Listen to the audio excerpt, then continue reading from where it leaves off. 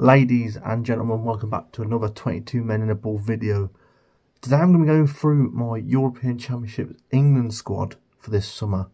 We're still quite a while away, so a few things could change. I'll probably do one close to the date. But yeah, I'm going to be going through each position, picking the players I think will go. I'm doing a 25-man squad. Now it could be 23, it could be 26, it could be 25, it could be 28. Who knows how big a squad he'll pick. But yeah, this is right now my team, my squad that I'd take to the Euros. So start off with the goalkeepers. I'm going to take three. I'm going to pick three because that's what they do. I personally think you only need two for a small little tournament, but teams take three. So I'm going to put three in. I'm going to keep the structure the same. I'm just going to pick my own players, if you will. And some of these necessarily won't be the players that I think are the best in that position that we've got. I think they're the best for the squad. So that's what I'm going to go with. So starting off with my three goalkeepers. Pickford, number one, straight in there. I think there's no real doubt who's number one at the minute. I think there was for a little bit. People are like, could Ramsdale step in? But I'm going to say Pickford, number one. The two behind him, I think you can have these whichever way around you want. I'd personally say Johnston is back up and then Ramsdale. My issue with Nick Pope would be that he's going to be injured till like a couple of weeks before. I don't think he'll have time to adjust back to the speed of the game, really. He won't have much minutes towards the end of the season, I don't think. I don't think Henderson's played enough, and Butland is not playing at the level really required. Although you have seen his name thrown about, and he was almost called up apparently to the squad this week. So there you go with that. That's my three keepers.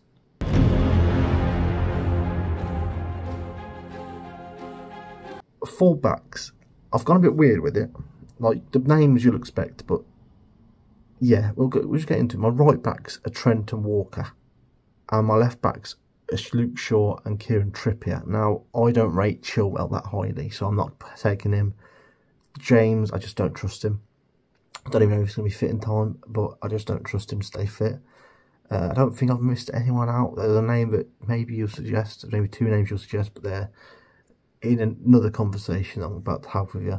But I think Trent, one of the best players we've got. I think Walker, one of the most experienced, still at a high level.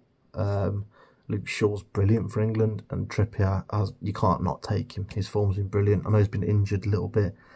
If he is injured, then you take Chilwell.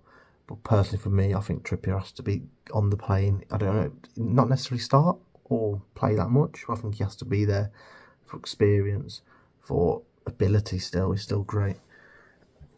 Moving to centre backs is where the conversation gets a bit techie. I think a lot of people say we don't have good centre backs. I think we do. In fact, I think it's probably one of our strongest positions on the pitch, except for maybe winger.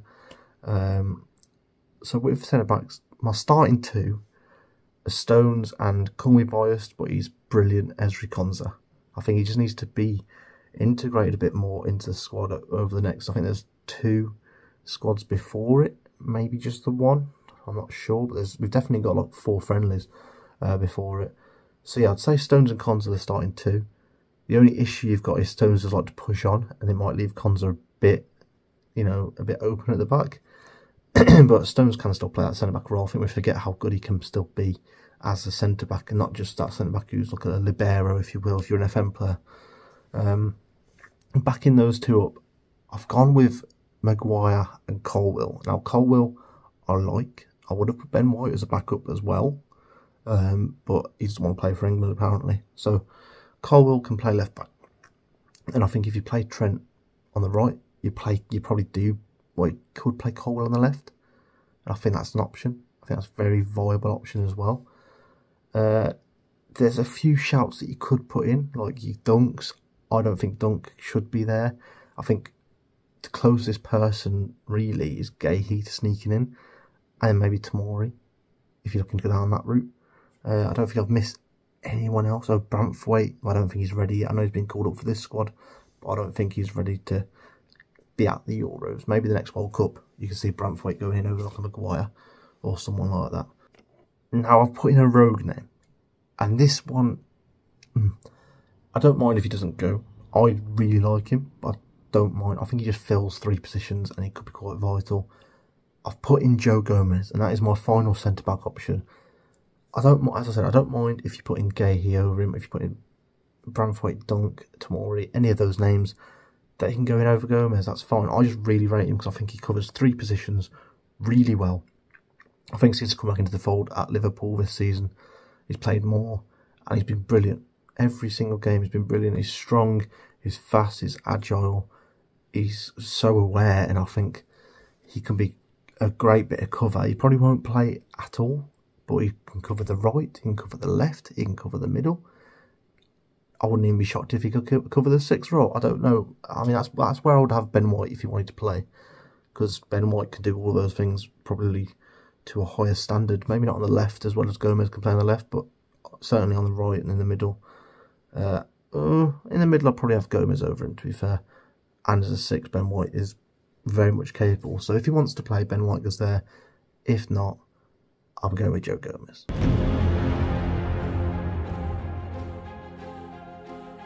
Now we move on to midfield, and I'm going to separate these up a little bit. There's a few shock inclusions, potentially, you could say, in here. Let's get the obvious ones out of the way.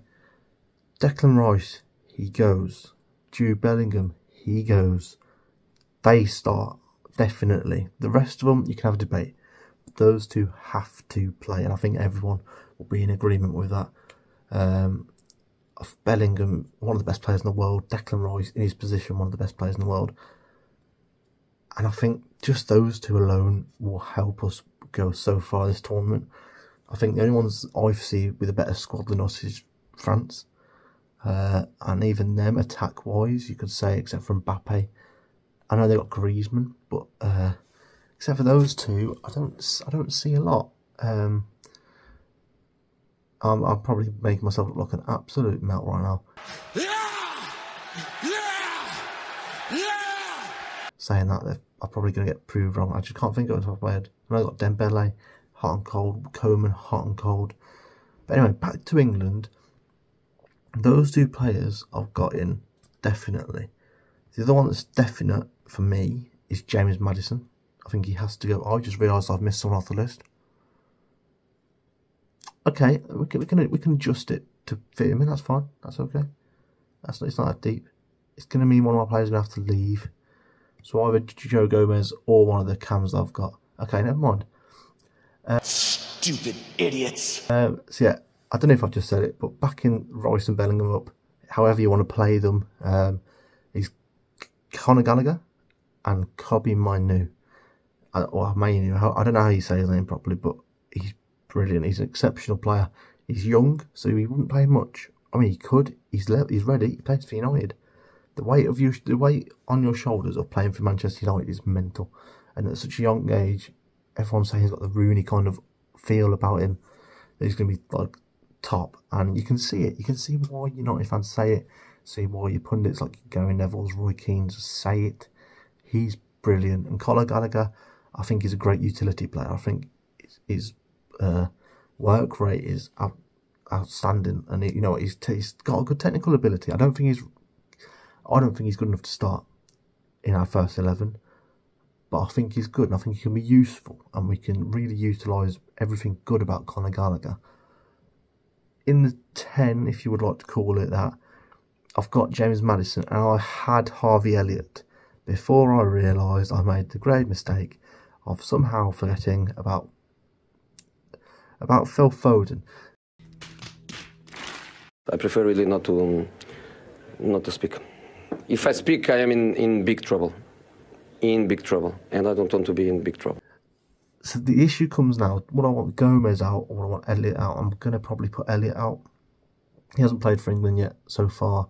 I think he should be in that 11. I think maybe you could put him in over Gallagher, but I think Gallagher's been more consistent. So I'd take Elliott out and put, obviously Foden in. So you're going to have Maddison and Foden in that 10 role, if you like. Foden could go over to the wing. Maddison can, if you really need, go over to the wing. He's played there a couple of times for Spurs. He just likes to drift over to the left, doesn't he, Maddison? And I think with our left wingers, our options at left wing, I think that's perfect. Him just drifting over to that left-hand side will be perfect. So that is the midfield area sorted.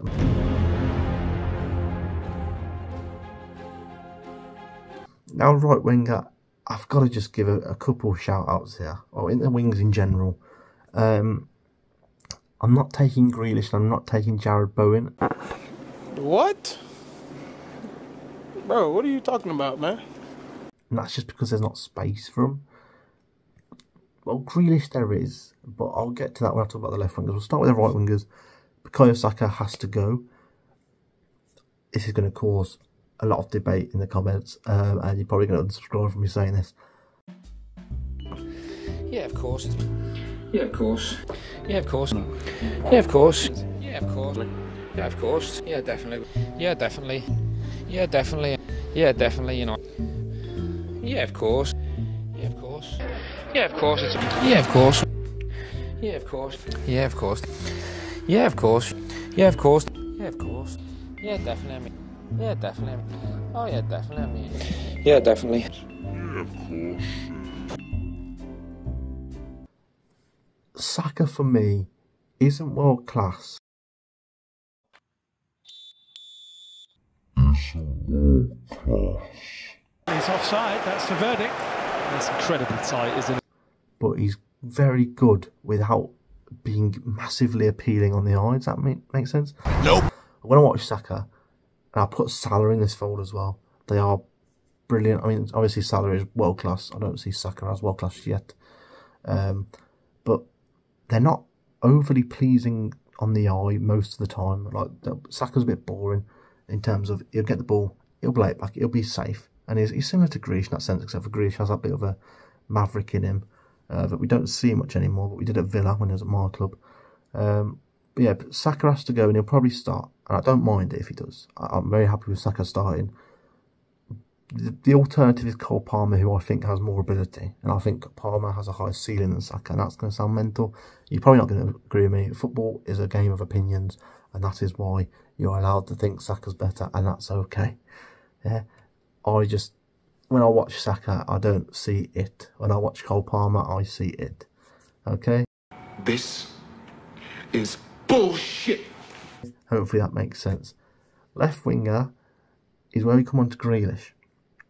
I think you take Rashford for the X Factor. So Rashford is in my team. Grealish isn't, because he hasn't played a lot this season. When he has played, he hasn't been as good as last season, but he's still good. And if he's 100% fit and gets a lot of minutes towards the end of the season, I take him. But as things stand right now, I'm not, because I'm taking Anthony Gordon. Now, some of you'll laugh, but if you watch Anthony Gordon, his football IQ, it seems like, is brilliant. He makes the runs, the right runs, he makes the right decisions. I think he can play for a higher club than Newcastle. We'll see where Newcastle get to. He'll probably be the right fit for where they want to get to. But right now, genuinely, I think Gordon's better than Rashford. And again, it's going to annoy a certain amount of you lot. I think Gordon, at the minute, is better than Rashford. I'm all for a little joke. I'm all for getting a little bit agitated, not scoring a few chances. That is taking the fucking piss. I don't start over him, but I think Gordon could be brilliant and really crucial in the last 15 minutes. If Rashford ain't playing well, bring Gordon on, and he would probably bring that X factor that I was on about, that we might need off the bench, and I think he could be brilliant. Up front, it's quite simple. It speaks for itself a little bit. Harry Kane, back up Ollie Watkins. There's talking about people saying Tony. That's fair. Tony's very different. He's more like Kane, but Tony has a lot of attributes I like in his game. But you can't take someone who's missed a year of football and has 6 months left, and to be fair, hasn't been exceptional since coming back. He's been decent. He's been alright. He's been okay. He's been good enough. But I think at the minute, for me, Solanke would be ahead of Tony. Even though I think Tony he's more of a difference maker than Solanke. But that's just how I see it. I also don't like... I don't know what it is about Tony. I just don't like it. There's just something about him. It's in his attitude I don't like. And I don't think he'd be good for the group. But maybe it's just me seeing what he says on interviews and stuff. And it's just, again, an opinion. I don't like his attitude. That's just me. I just want to... That's the whole team now.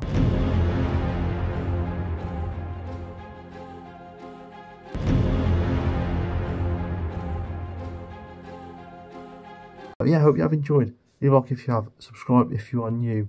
Remember, let me know in the comments your teams, your squads, and I will see you guys next time. Until then, have a good time. Bye.